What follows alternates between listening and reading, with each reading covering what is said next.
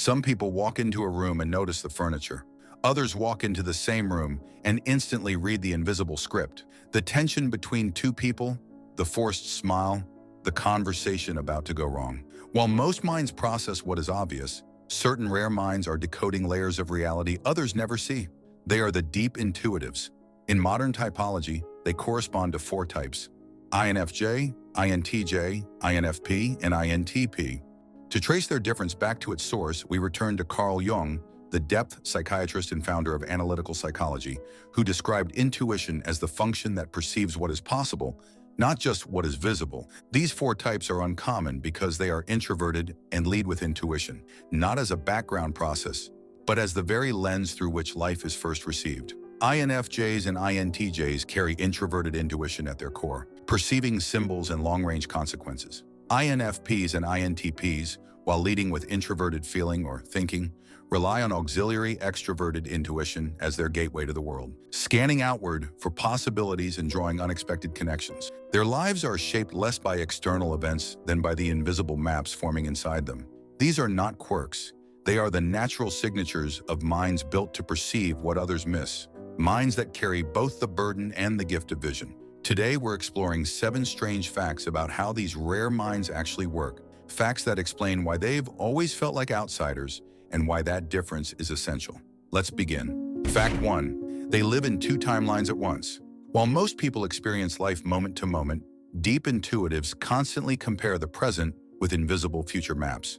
They're not just living today, they're simultaneously experiencing what today could become. This is why they can sense when a relationship is heading toward conflict months before it happens, why they see the long-term consequences of decisions while others are still debating immediate benefits. If you've ever felt like you're watching a movie you've already seen, even when experiencing something for the first time, you understand this dual timeline existence. They're not missing the present, they're integrating it with all its possible futures. Fact 2.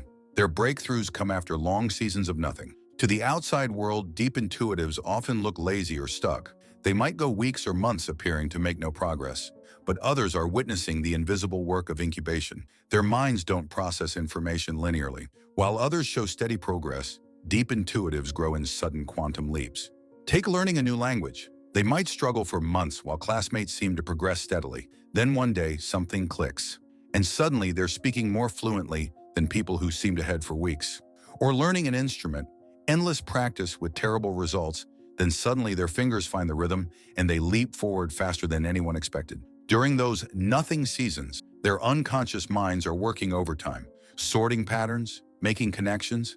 Then suddenly the solution appears fully formed. This isn't procrastination. It's how their particular type of genius works. Fact 3. They often feel older and younger than their age. Here's a paradox that defines the deep intuitive experience. They simultaneously feel ancient and eternally young. People call them old souls, yet their curiosity and sense of wonder can make them seem almost childlike. The old part comes from their natural access to wisdom that seems to transcend their actual life experience. They understand human nature, see through social facades, and grasp complex psychological patterns in ways that surprise people who've lived decades longer. It's as if they were born with an internal library of human understanding already installed. But there's also something timelessly youthful about how they engage with the world. Their excitement about ideas, their fascination with possibilities, their ability to see magic in ordinary moments, this keeps part of them forever young. While others become cynical or resigned, they maintain a sense of wonder that can seem naive, but is actually profound. This age paradox explains why they might feel equally comfortable talking with someone 20 years older or 20 years younger. They're not really anchored to their chronological age. They exist in a space where wisdom and wonder coexist. If you've ever felt too wise for your peers but too playful for the adults, you understand this in-between space where their unique perspective is born. Fact 4. They simultaneously overplan and underprepare. Deep intuitives will spend months mentally rehearsing a conversation, but then forget to bring a pen to an important meeting.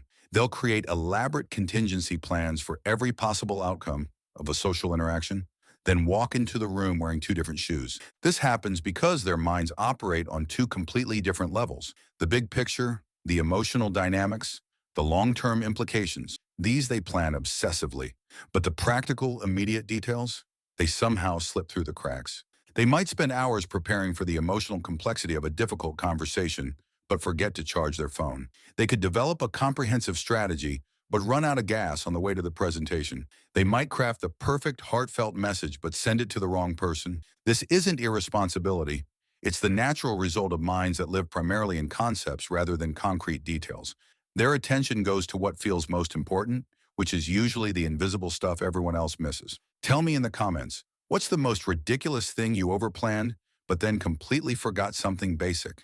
I bet we'll get some hilarious stories that will make everyone feel less alone in this particular brand of chaos. Fact 5. They are masters of invisible pattern spotting. Deep intuitives don't just observe the world, they read it like a complex text full of hidden meanings. They might watch two people talking and immediately understand the power dynamic, the unspoken history, and how the conversation will likely end. INFJs excel at reading emotional undercurrents in groups, while INTJs spot systemic inefficiencies others miss entirely. INFPs notice authentic connections beneath social facades, and INTPs see theoretical patterns that link seemingly unrelated concepts. This extends beyond personal interactions. They notice cultural shifts before they become obvious, spot emerging trends early, recognize deeper currents beneath surface phenomena. The gift is seeing reality in layers most people never access. The challenge is that this constant pattern recognition can be overwhelming. Fact 6. They may feel out of place in every group. Even in communities where they theoretically belong, deep intuitives carry a persistent sense of not quite fitting in.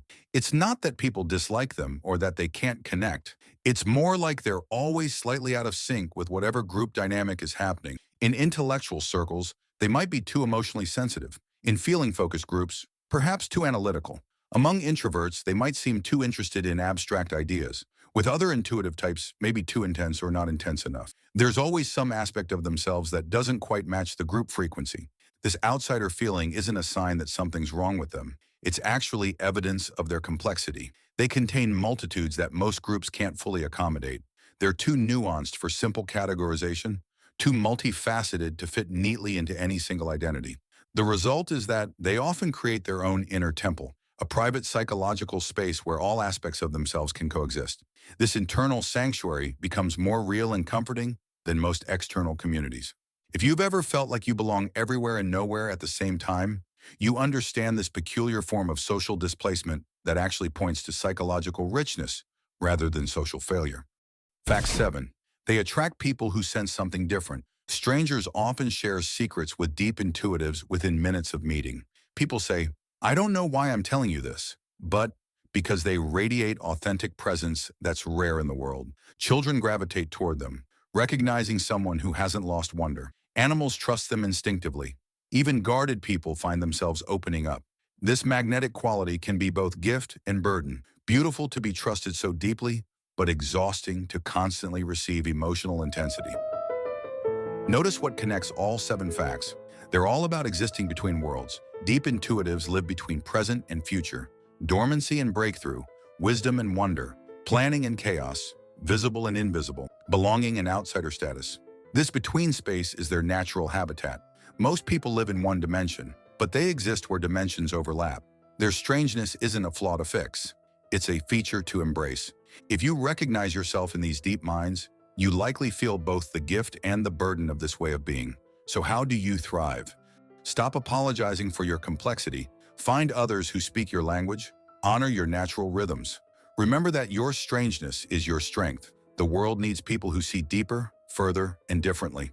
Your deep intuitive experience isn't accidental. It's essential. You're here to see what others miss, to bridge worlds that seem separate. Your strangeness is actually your calling.